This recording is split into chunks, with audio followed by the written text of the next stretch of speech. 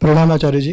मैंने आपका एक गांधी जयंती पर गांधी जी का वीडियो देखा था। और आप पढ़ने पे हमेशा एम्फेसिस करते हैं, तो मैंने आपको जब से सुनना चालू किया तब से बहुत पढ़ने पे भी मेरा ध्यान रहता है। तो मैंने गांधी जी की ऑटोबायोग्राफी पढ़ी और उस पर मुझे बहुत सारे उनके पॉजिटिव एस्पेक्ट्स पता चले, जैसे कि उनकी अफ्रीका की जो यात्रा थी, इंडिया में आने के बाद उनका पहला जो सत्याग्रह था, चंपारण सत्याग्रह, उनका नॉन कॉपरेशन मूवमेंट में जैसे लोगों का उनको इतना सपोर्ट था कि बिना कांग्रेस के उन्होंने स्टार्ट इनिशिएट किया था नॉन कॉपरेशन मूवमेंट। और उसके बाद जैसे अभी मैं देखता हूँ तो उनकी ऑनेस्टी की काफ़ी मिसालें दी जाती है, जो उन्होंने अपने बुक में काफ़ी अच्छी तरीके से वो स्पष्ट ट्रांसपेरेंसी के साथ बताई भी है। जैसे कि आपने भी बताया था शायद, when his father was on his death bed, he went to his wife at the night time. तो ये सारी बातों के साथ मतलब मेरा जो रिस्पेक्ट था गांधी जी के लिए वो बहुत बढ़ गया। और अब भी जब मैं देखता हूँ तो ऐसा लगता है कि उनकी जो इमेज है उसको डिस्टॉर्ट करने की कोशिश हो रही है या है, मुझे नहीं पता। तो मैं उनके नेगेटिव एस्पेक्ट्स भी पढ़ना चाहता था मैं। मतलब जैसे उनका जो क्रिटिसिज्म होता है उनके अगेंस्ट, वो ऐसा होता है कि उन्होंने हमेशा मुसलमानों को ज़्यादा सपोर्ट किया है अगेंस्ट हिंदू। मुसलमानों को अपीज़ करने के लिए उनको ज़्यादा फेवर किया है। भारत के विभाजन में भी उनकी नीतियों का, उनकी पॉलिसीज़ के वजह से भारत के विभाजन में भी थोड़ा कंट्रीब्यूशन था। तो मैंने वो नथुराम गोडसे की बुक पढ़ी, वाई आई असैसिनेटेड गांधी। तो उनमें उसमें नथुराम गोडसे ने जो ट्रिगर पॉइंट बताया वो ये था कि जो 45 करोड़ पाकिस्तान को इंडिया से देने वाले थे, वो सरदार वल्लभ भाई पटेल ने विदहोल्ड कर लिए, क्योंकि कश्मीर इशू उस टाइम पर चल रहा था। तो गांधी जी अनशन पर बैठ के उस पैसे को रिलीज़ करवाए और उस वजह से आज भी कश्मीर इशू आज तक चल रहा है, ऐसा बोलते हैं। तो फिर जब किसी से बात होती है इस बारे में तो वो सामने वाले बोलते हैं कि ज़रूरत क्या है, जब मालूम है सामने वाला आदमी अपना ही रिसोर्स यूज़ करके अपने अगेंस्ट में यूज़ करने वाला है हमारे रिसोर्स जो हमने पैसा दिए। तो मैं बोलता हूँ कि वो महात्मा थे, उन्हें लगा होगा कि जो उस समय पे सत्य है वो काम करना चाहिए। और वैसे भी 45 करोड़ जो थे वो पाकिस्तान के थे, राइटफुली हमारे थे नहीं, तो उन्होंने दे दिया। तो सामने से ऐसा तर्क आता है कि महाभारत में भी कृष्ण भगवान ने कर्ण को छल से मारा था ऐसा। तो उसके पास मेरा जवाब नहीं रहता। तो जब मैं हॉलिस्टिकली लाइक कॉम्प्रिहेंसिवली पूरा देखता हूँ, तो अगर मोहनदास करमचंद गांधी उनको बोलेंगे, जैसे बहुत लोग बोलते भी है कि मैं महात्मा नहीं मानता उन, और उनके पास उनका रीज़न होता है। तो जब मैं पूरी तरीके से देखता हूँ तो जब महात्मा बोलूँ या नहीं बोलूँ, मतलब वो एक खटक सी होती है। अगर पॉजिटिव और नेगेटिव एस्पेक्ट्स को देखेंगे कॉम्प्रिहेंसिवली, समझ नहीं पाता कि कंक्लूड कहाँ करूँ अगर उनके व्यक्तित्व को मैं डिफाइन करना चाहूँ या जो भी। उसके अलावा बोलते हैं कि वो, जैसे अगर वो संत थे या पॉलिटिशियन थे, सबसे पहले तो ये बताओ, क्योंकि अगर वो संत थे तो पॉलिटिक्स में क्या कर रहे थे, और अगर वो पॉलिटिशियन थे तो संत बनने का ढोंग क्यों कर रहे थे। तो मैं पढ़ा और मैं एक कंक्लूजन पर कभी आ ही नहीं पाया, तो थोड़ी क्लैरिटी चाहिए थी। वो पॉलिटिशियन तो थे, ज़रूर थे, पर उन बेचारों के साथ पॉलिटिक्स बहुत की गई, वो भी खासकर उनके मरने के बाद। उन्होंने थोड़े ही कहा था मुझे महात्मा बोलो। वो आमरण अनशन पर बैठे थे चर्चिल के खिलाफ कि भारत में विधेयक लाओ कि मोहनदास करमचंद गांधी को महात्मा बोला जाए। उन्होंने बोला था। उन्हें महात्मा किसने बोला था? रविंद्रनाथ थे जिन्होंने महात्मा की उपाधि दे दी उनको। ठीक है, लोग बोलने लग गए। बापू भी उन्होंने खुद को ही बोल दिया था, मैं बापू हूं। वो बोल रहे थे क्या? राष्ट्रपिता उन्होंने स्वयं को घोषित करा था। राष्ट्रपिता उन्हें किसने बोल दिया था? सुभाष चंद्र बोस ने बोल दिया था। अब आप ऐसे विवाद करते हो जैसे वो चाह रहे हो कि उन्हें महात्मा माना जाए, और हम कह रहे हैं नहीं, फरेब हुआ है, ये महात्मा नहीं है और महात्मा बनकर बैठ गया है। वो कहाँ कह रहे हैं महात्मा बोलो? उन्हें क्या पड़ी है?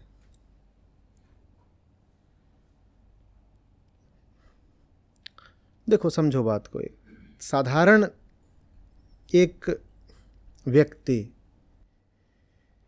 जो पहले दक्षिण अफ्रीका जाता है और वहाँ कुछ बातें समझता है, सीखता है, तमाम उसकी सीमाएं, कोई बहुत नैसर्गिक प्रतिभा के वो धनी थे नहीं। इस पर लिखा भी है एक बार मैंने, एक आध दफ़े घर से पैसा भी चुराया, एक आध दफ़े वेश्यावृत्ति भी कर ली,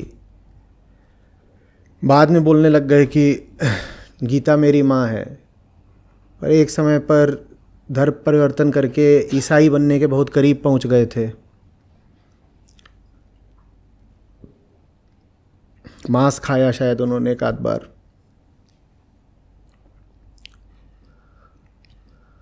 वो अभी बोल ही रहे थे कि पिता आखिरी सांसें ले रहे थे और वासना खींच ले गई उन्हें पत्नी के पास उसी क्षण में।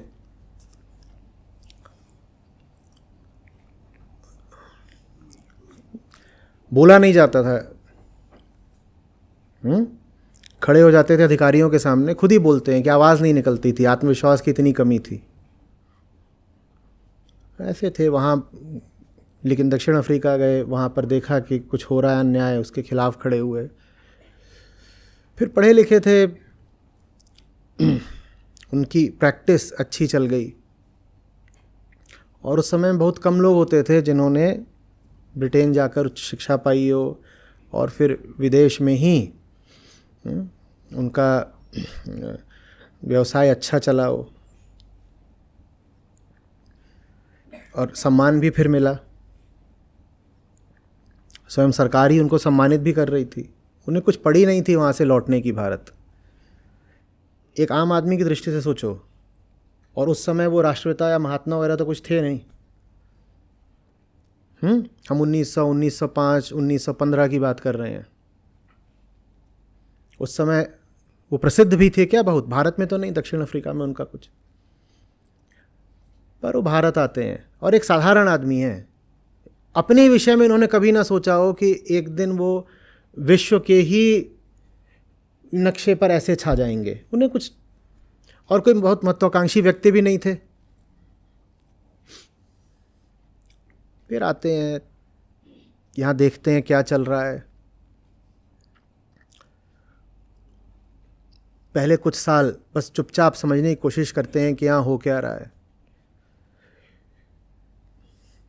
और जब समझते हैं क्या हो रहा है तो कहते हैं कि इन लोगों के पास जाऊं कैसे, मैं अपना ये सूट, ये कोट पैंट पहन करके, और वही उन्होंने पहन रखा था, उनकी बैरिस्टरी, वही उन्होंने सब अपना। बोले कैसे जाऊं इनके पास, इनके शर्म आती है इनके गांव में घुस के ये सब धारण करके, हैट वैट लगा के। बोले अब इनके पास अगर जाना ही है तो इन्हीं के जैसा होके जाऊंगा। दरिद्रनाथ, दरिद्रनाथ की सेवा में लगना है तो कैसे मैं उसके सामने अंग्रेज बन के खड़ा हो जाऊं।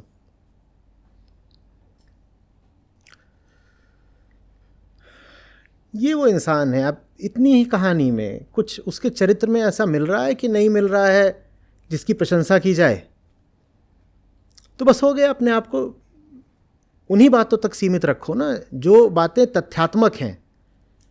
बाकी बातों को लेकर के शोर इतना क्या मचाते हैं हम। बहुत कुछ है जो उनके जीवन से, चरित्र से सीखा जा सकता है और सीखा जाना चाहिए।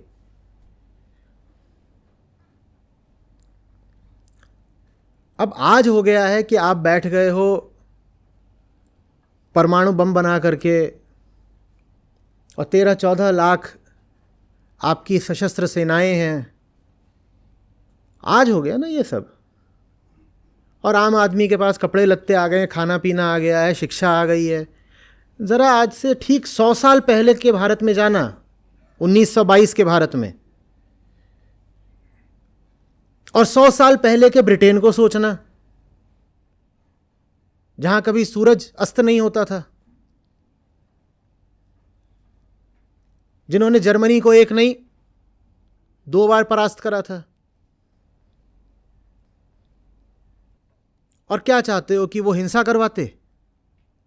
ये जो भारत के भूखे, नंगे, दुर्बल, दरिद्र लोग थे, इनसे कहते सड़क पे आ जाओ, अंग्रेजों को मार के भगा दो। स्वयं भारतीय क्या तैयार थे इसके लिए? अंग्रेजों की हुकूमत चल कैसे रही थी? अंग्रेजों के दम पर सत्ता के शीर्ष पर भी भारत में अंग्रेज कुल कितने थे? कौन चला रहा था फिर पितानवी हुकूमत भारत में? भारतीय ही चला रहे थे ना। वो भारतीय जो इतने भूखे नंगे थे कि पेट की खातिर कुछ भी करने को तैयार थे। भगत सिंह को फांसी दी और फांसी देके उनकी लाश के 100 टुकड़े करे। किसने? एक भारतीय ने करे थे। और एक बोरे में भरकर चुपचाप लेकर जला दिया। कौन करने वाले थे? ब्रिटिश कर रहे थे ये सब कुछ। भगत सिंह के खिलाफ मुकदमा भी जिन्होंने लड़ा वो कौन थे? अंग्रेज थे? वो भारतीय थे। आप बात करते हो उन क्रांतिकारियों की जिन्होंने हिंसा का मार्ग चुना, उनकी संख्या कितनी थी? और उन क्रांतिकारियों की भी मुखबिरी करके उनको लगातार पकड़वाता कौन था? भारतीय पकड़वाते थे ना। क्या भारतीयों की उस वक्त ये हालत थी कि आप कहें कि एक जन आंदोलन होगा, वो भी हिंसक? हो सकता था क्या? आज आपको लगता है कि क्यों नहीं कर दिया, क्यों नहीं कर दिया, ऐसा कर देंगे।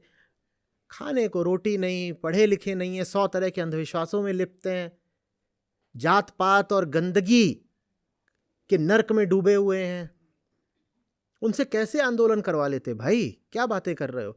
धीरे धीरे करके उनसे कहा कि सविनय अवज्ञा आंदोलन, लड़ मत जाना पर उनकी बात मान मत लेना, अवज्ञा करना।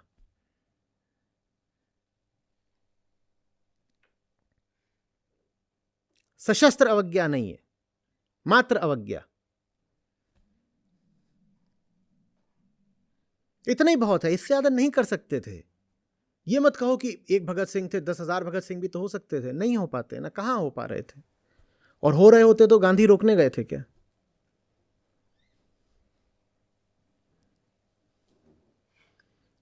जो रास्ता उन्हें उस वक्त ठीक लगा वो रास्ता उन्होंने चुना। आप आज बिल्कुल बहस कर सकते हैं इस बात पे कि कोई दूसरा रास्ता भी हो सकता था, कर लीजिए बहस। लेकिन उस व्यक्ति ने जो रास्ता चुना अपनी दृष्टि से, अपने विवेक से, उसमें उस इंसान पर आप व्यक्तिगत लांछन लगाएं, ये कतई ठीक नहीं है।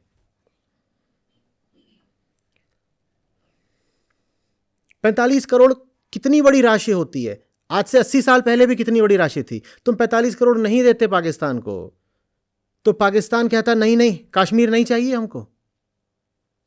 पाकिस्तान छोड़ देता क्या अपना दावा? या उसने दावा इसीलिए करा और वो सब घुसपैठिए इसीलिए भेजे क्योंकि 45 करोड़ मिल गया? बोलो जल्दी। वो आप उसको अगर नहीं भी देते, वो कश्मीर में, तो भी उसे जो करना था उसने कर ही दिया था। हाँ, इतना जरूर होता कि आपका हाथ नीचे हो जाता, आपके पास कम से कम जो नैतिक श्रेष्ठता की ऊंचाई थी, आप उस ऊंचाई से भी हाथ धो लेते। 45 करोड़ बचा के कुछ नहीं मिल जाता, वो तो आपको देने ही थे।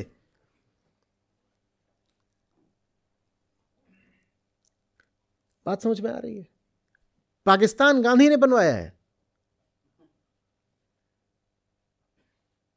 एक यदि व्यक्ति था जिससे जिन्ना घबराते थे, उसका नाम था गांधी। माउंटबेटन से बोलते थे नेहरू को बुला लो, पटेल को बुला लो, बात कर लेते हैं आपस में, गांधी अलग रखो, ये जिद्दी है बुढ़ा, अजीब बातें करता है और अड़ जाता है और कहता है मानोगे नहीं तो जान दे दूंगा।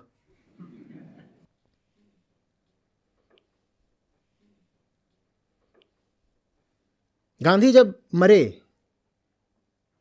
तो जिन्ना बोले एक बहुत अच्छा हिंदू मर गया। लोगों ने जाकर कहा ये आप क्या बोल रहे हो? बोल दो एक अच्छा इंसान मर गया, ये बात आपकी छप रही है अखबार में। बोले नहीं, एक अच्छा हिंदू मर गया।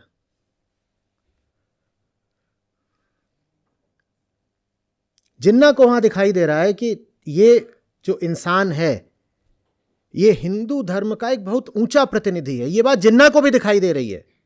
और आज हम कह रहे हैं कि नहीं नहीं, गांधी तो हिंदुओं के साथ नहीं थे, वो मुसलमानों का पक्ष ले रहे थे, वगैरह वगैरह।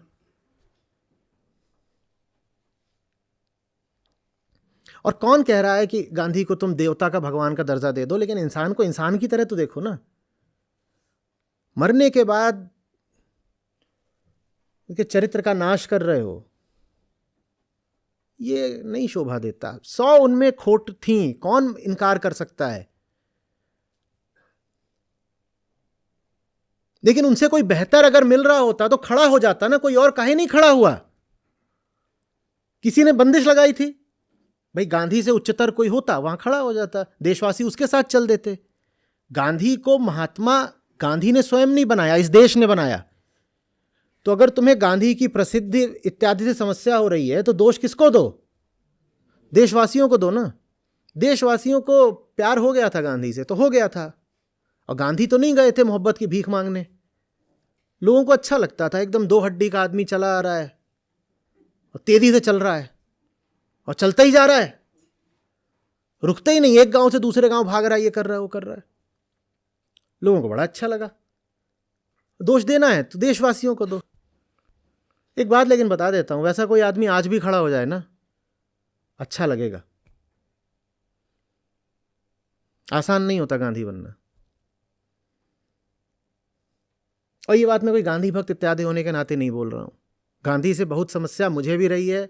मैं किशोर था, 14-15 साल का, तभी से मुझे गांधी से कुछ समस्याएं रही हैं गहरी। लेकिन इसके बाद भी मैं इंसान की तरह इज्जत करना जानता हूं।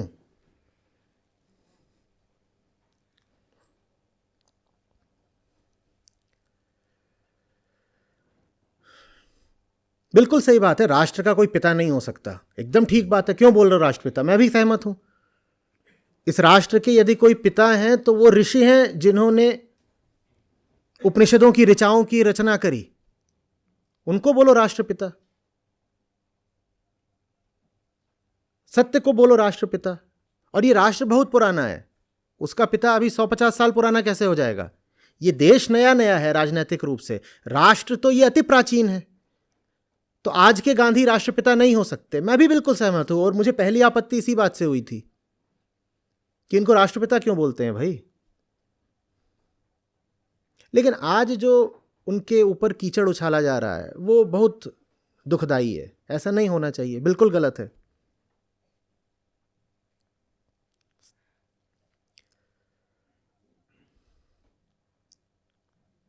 बहुत कम लोगों में हिम्मत होती है कि महात्मा कहलाए जा रहे हैं, फिर भी जो अपनी जिंदगी की बातें हैं सब खुद ही बताए दे रहे हैं। लो ऐसा है, लो ऐसा है, सब है।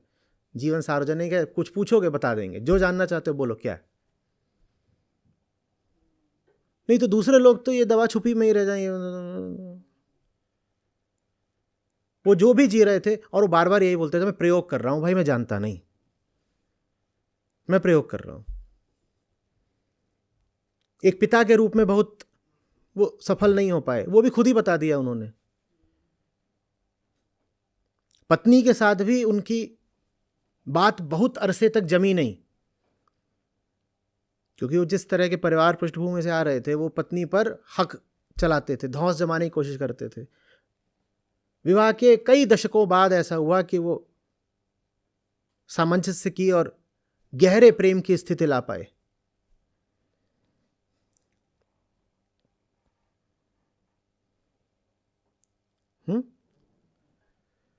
तो और वो कौन है जो गांधी पर कीचड़ उछाल रहे हैं? उनका अपना क्या स्थान है? उनसे नहीं पूछें? चलो गांधी की चर्चा कर लेंगे, कुछ तुम्हारी भी चर्चा करें। तुम किस स्तर के हो? जब भी कोई ऐतिहासिक व्यक्तित्व हो और उस पर कोई खड़ा हो जाए तोहमत लगाने को, तो उससे भी तो पूछा जाना चाहिए कि भाई चलो उनको हमने मान लिया कि वो ठीक नहीं थे, वो कर लेंगे चर्चा, अब कुछ चर्चा तुम्हारी करें। तुम कौन हो? या वो बात नहीं करनी चाहिए? तुम्हारा स्तर क्या है? तुम्हारा स्थान क्या है?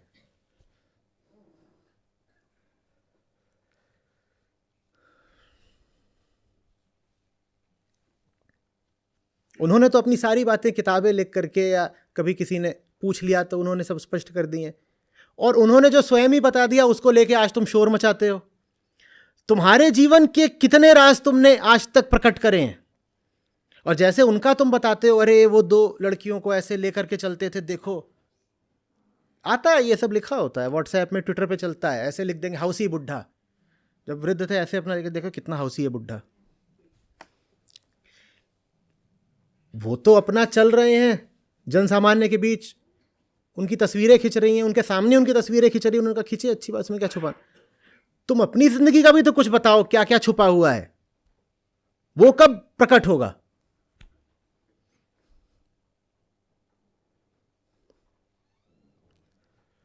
कोई आवश्यकता नहीं है कि आप गांधी की विचारधारा पर चलें, बिल्कुल नहीं।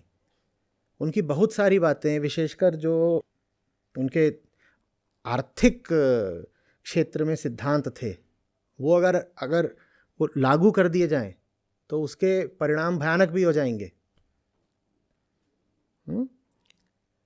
तो एक निष्पक्ष चिंतन होना चाहिए। जो बातें ठीक नहीं हैं उनको अस्वीकार कर दो, बोल दो नहीं मानते, लेकिन वहाँ बहुत कुछ ऐसा है जो काफ़ी उत्कृष्ट है, सीखने लायक है। आप उसको ठुकरा करके गांधी का कुछ नहीं बिगाड़ रहे हो, उनका क्या बिगड़ सकता है अब। लेकिन गांधी से जो कुछ सीखने और मानने लायक है, आप उसको भी ठुकरा दोगे तो आप अपना ही नुकसान कर रहे हो।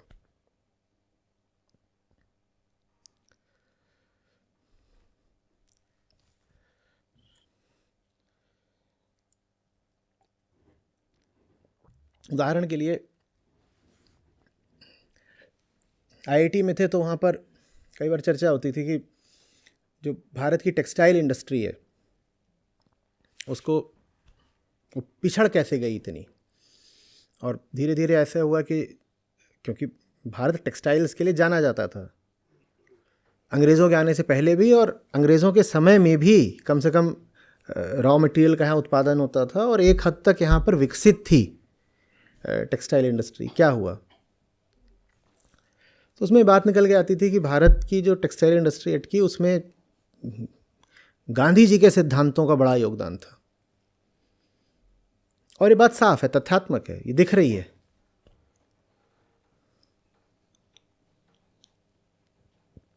भाई हैंडलूम पावरलूम से कभी जीत सकता है क्या? चरखा चलाकर तुम अंतर्राष्ट्रीय स्तर पर कॉम्पिटिटिव हो सकते हो क्या? लेकिन आप ये थोड़ी बोलोगे कि वो खलनायक थे या भारत का नुकसान करना चाहते थे, इसलिए उन्होंने कहा कि खादी पहनो और चरखा कातो। इसलिए तो नहीं कहा।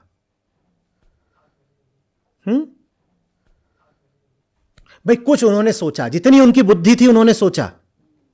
तुम्हारी बुद्धि उससे आगे चलती है तो तुम उससे बेहतर कुछ कर लो, लेकिन उस आदमी को इतना श्रेय तो दो कि उसे जो कुछ भी सही लगता था उसने हिम्मत के साथ सामने रखा और उस पर देशवासियों का नेतृत्व करके अमल भी करवाया। अंग्रेजों को जबरदस्त चोट दी थी गांधी ने। ये जो विदेशी महीन कपड़े की होली जलवाते थे, ये कोई हल्की चीज नहीं थी। मैनचेस्टर से जाकर पूछो कि गांधी का वहां क्या नाम था और क्या छवि थी। और भारत से जो कच्चा माल निर्यात होता था उसमें तो बहुत ज्यादा यही था सब, ब्रिटेन की टेक्सटाइल इंडस्ट्री के लिए। और उसकी जो एक्सपोर्ट डेस्टिनेशन थी वो भारत था। और गांधी ने कहा मैं इनको वहां मारूंगा जहां इन्हें चोट लगेगी। गोली ना मेरे देशवासियों के पास है, ना चलवाऊंगा तो यही सब मरेंगे और लाखों करोड़ों में मरेंगे। ब्रिटेन की बात कर रहे हैं हम, जैसे आज का अमेरिका है, उससे लगा लो 10 गुना ज्यादा ताकतवर तब का ब्रिटेन था।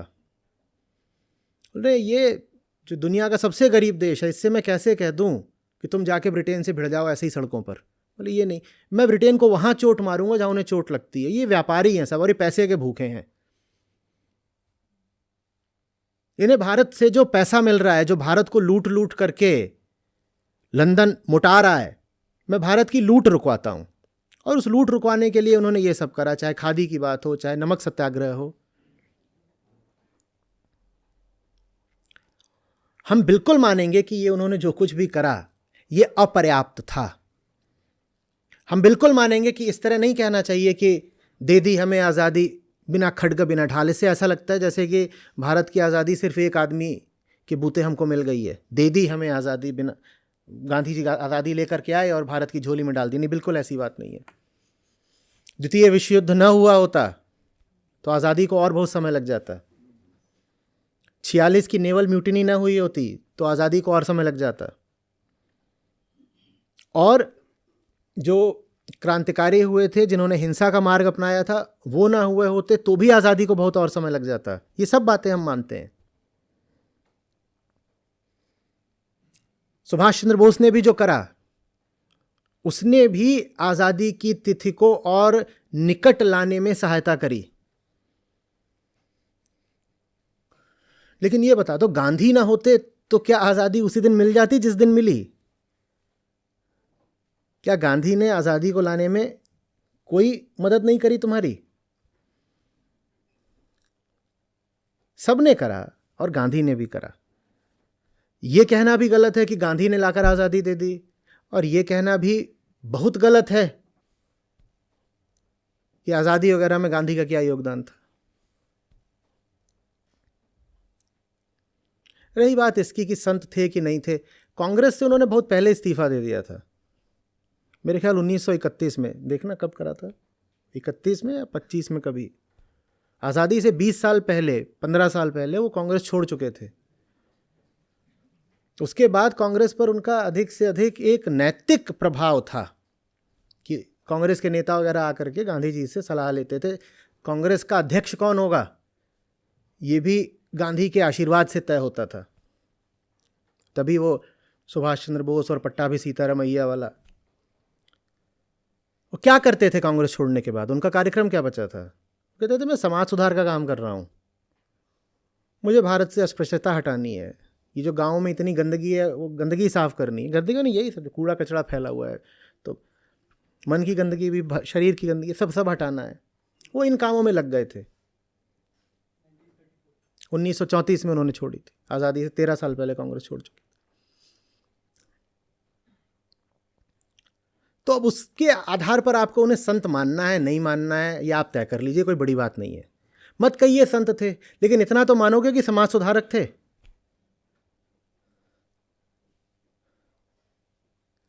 हरिजन कहा उन्होंने दलितों को, उनके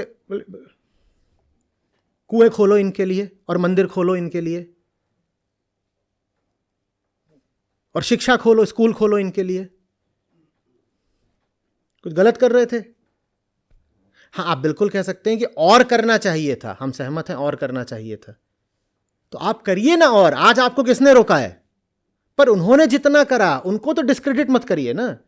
आज आपको और ज्यादा करने से कोई नहीं रोक रहा, पर एक इंसान जो कर गया है उसका जबरदस्ती असम्मान करो, ये ठीक नहीं है।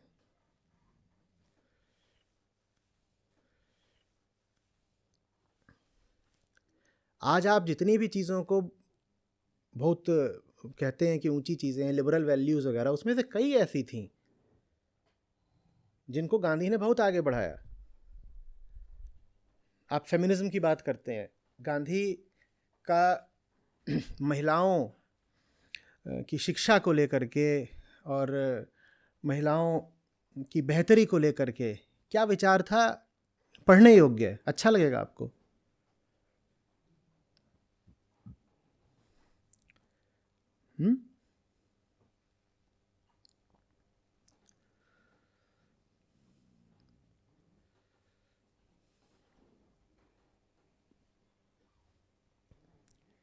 और कुछ नहीं तो बाकी छोड़ो कि ढिठाई की ही कद्र कर लो, जिद्दी। और ये जो बार बार बोलते हो ना कि वो मुसलमानों की ओर झुके हुए थे, मुसलमानों की ओर झुके हुए थे, कुछ पढ़ लिख लिया करो फिर बोला करो। नोआखली में दंगे हुए थे, उसमें मुसलमानों ने हिंदुओं को काट दिया, हिंदू सब भाग भाग गए, बहुत बड़ा कत्लेआम हुआ था। वही जो मुस्लिम लीग ने डायरेक्ट एक्शन का नारा दिया था, उसी के बाद हुआ था ये सब। तो गांधी वहाँ गए, खड़े हो गए हैं, बोले नहीं होने देंगे। वो किसके पक्ष में खड़े थे? किसके पक्ष में खड़े थे? और उसके बाद मालूम है क्या बोलते हैं? बोलते हैं एक हिंदू होने के नाते मुझे शर्म आती है कि हिंदू इतने कायर क्यों हैं कि जब मुसलमान मारते हैं तो भाग जाते हैं। ये शब्द हैं उनके, गूगल कर लीजिएगा। बोलते हैं और बताता हूँ साफ साफ, कभी भी दंगे वगैरह होते हैं, मैं देख रहा हूँ, the Hindus come second best. Second best माने यही पिटते हैं। और आगे बोलते हैं कि मैंने ये देखा है कि आम मुसलमान एक बुली है और आम हिंदू एक कावर्ड है। जो बात देख रहे हो साफ साफ कह रहे हैं, कोई लाग लपेट नहीं।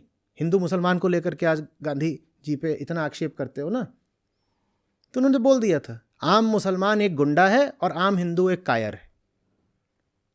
और ये बोलते हुए उन्होंने ये नहीं सोचा कि मुसलमानों की भावनाएं आहत हो जाएंगी या हिंदुओं की भावनाएं आहत हो जाएंगी। फिर आगे बोलते हैं, और इस बात पर हिंदू और मुसलमान दोनों को शर्म आनी चाहिए। मुसलमान को शर्म आनी चाहिए कि वो गुंडा क्यों है, और हिंदू को शर्म आनी चाहिए कि वो कायर क्यों है।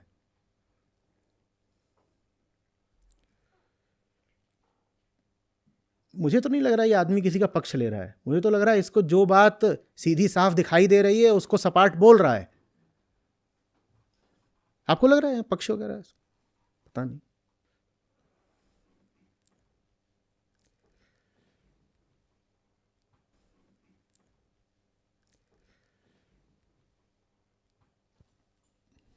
बल्कि गांधी ने जो बोला है वो बात तो राइट विंग के बड़े काम की है।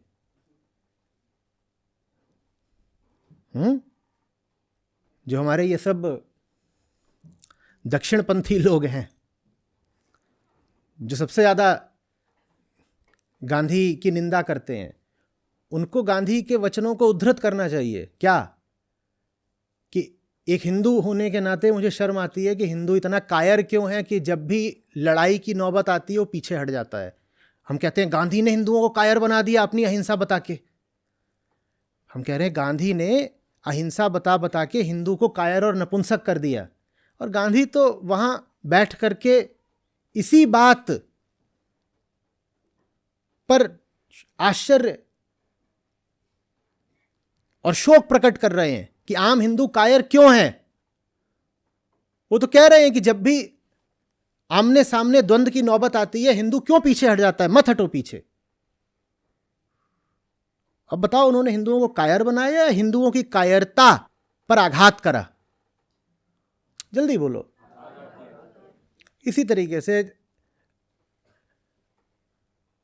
साफ कहा था कि अगर देश की सुरक्षा पे खतरा आ रहा है और सीमा पर लड़ाई की नौबत आ रही है तो मैं नहीं कह रहा हूं कि गोली मत चलाना। वो जिस अहिंसा की बात कर रहे थे उसको समझो। वो अहिंसा आपको कायर या नपुंसक बनाने के लिए नहीं थी। वो खुद ही बोलते थे कि मेरी अहिंसा बड़े साहस की चीज है।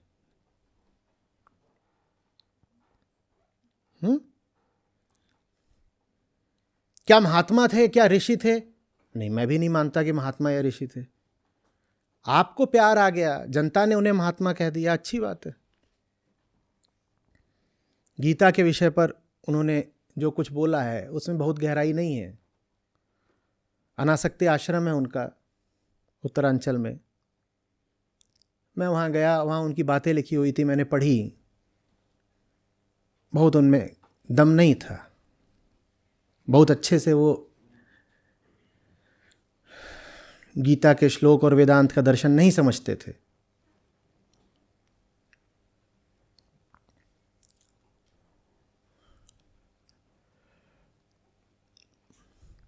लेकिन जो भी है, अनासक्ति अच्छी चीज होती है इतना वो जानते थे। क्या इस बात का भी श्रेय नहीं दोगे उनको? और इसका श्रेय कौन नहीं दे रहे उनको? जो खुद आसक्ति की कीचड़ में गले बराबर डूबे हुए हैं। गांधी पर मैं अधिक से अधिक इतना कह सकता हूं कि अनासक्ति का वास्तविक अर्थ वो नहीं जानते थे। ठीक, तो अनासक्ति का वास्तविक अर्थ दुनिया के पूरे इतिहास में कुल जाना भी कितने लोगों ने है? 150 लोगों ने। गांधी नहीं जानते थे, ये बहुत बड़ा इल्जाम नहीं हो गया। लेकिन गांधी पर जो इल्जाम लगा रहे हैं वो खुद कितनी आसक्ति में डूबे हुए हैं वो तो बताएं।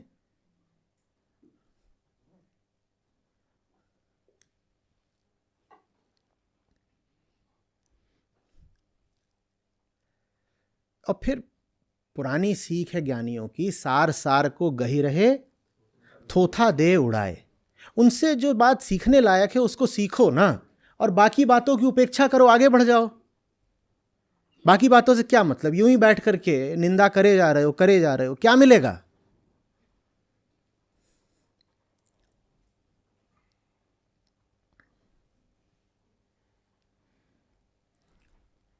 हमारे भी होते हैं घर परिवार में बुजुर्ग लोग। गांधी 60 पार कर गए, 70 पार कर गए, 75 पार कर गए, 80 के हो रहे हैं। हाँ, और भाई 2 हड्डी का कंकाल नुमा आदमी और पद यात्रा करे जा रहा है। इतनी करके दिखा दो ना। ऐसा करो, पद यात्रा करते हुए उनकी निंदा करो। तुम भी उतना चल के दिखा दो जितना वो चलते थे उस उम्र में, और चलते चलते उनकी निंदा कर दो। हम नहीं कह रहे हैं कि कोई अगर पदयात्रा कर रहा है इसी नाते वो महान हो गया। पदयात्रा करने भर से कोई महान नहीं हो जाता, बिल्कुल ठीक बात है, लेकिन कुछ तो उसको सम्मान दे दो। या उनकी प्रतिमाओं को खंडित करोगे, उस पर जाकर के जूता चढ़ाओगे। अभी गांधी जयंती बीती, देश में बहुत जगहों पर हुआ, वो जा कर के मल टट्टी फेंक के आ रहे हैं गांधी जी के चेहरों पर।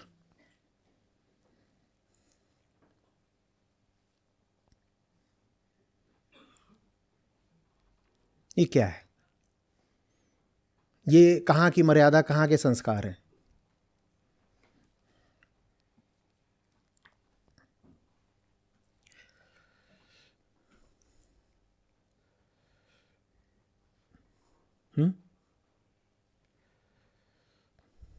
और इतना मैं बता देता हूँ, वो जीवित हों और आज यहाँ आ जाएं, इसी मंच पर आ जाएं, इसी कुर्सी पर बैठ जाएं, आज भी आप उन्हें मंत्रमुग्ध होकर सुनेंगे।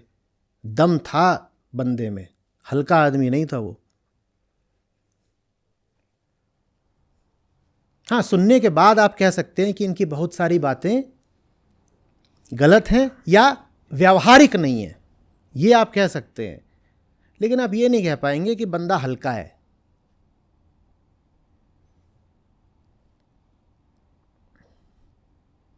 जो उनके धुर विरोधी थे वो भी कभी ये नहीं कह पाए कि बंदा हल्का है। चर्चिल को कोफ्त थी गांधी से, अरे बाप रे। और गूगल करिएगा, राउंड टेबल कॉन्फ्रेंस लंदन की देखिएगा, वहां वो सारे बैठे हुए हैं, सूट ही नहीं गर्म सूट पहन करके, और उनके बीच में एक ही आके बैठ गए। एक नंगे आदमी ने बाकी सब में हीन भावना भर दी है, क्योंकि ठंड नहीं लग रही। और ये एक मोरल वेपन है जिसका उन्होंने इस्तेमाल कर दिया है। कह रहे मैं भारत हूं, मैं अकेला हूं, मेरे पास संख्या नहीं है, मेरे पास बल नहीं है, मेरे पास पैसा भी नहीं है, लेकिन देखो मेरे सामने तुम सब लज्जित हो।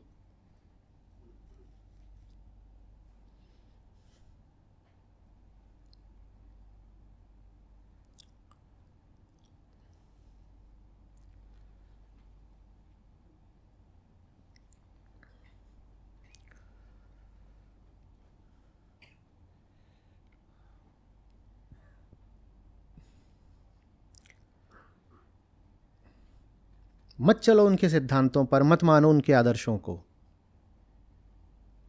लेकिन उनको एक बार ठीक से पढ़ लो, जान लो। उनकी बहुत सारी बातें वैसे भी अब बहुत आउटडेटेड हो गई हैं, उसमें रखा नहीं है कुछ, लेकिन फिर भी इंसान के तौर पे उनको जानोगे तो तुम्हारे लिए ही अच्छा होगा। आ रही बात समझ?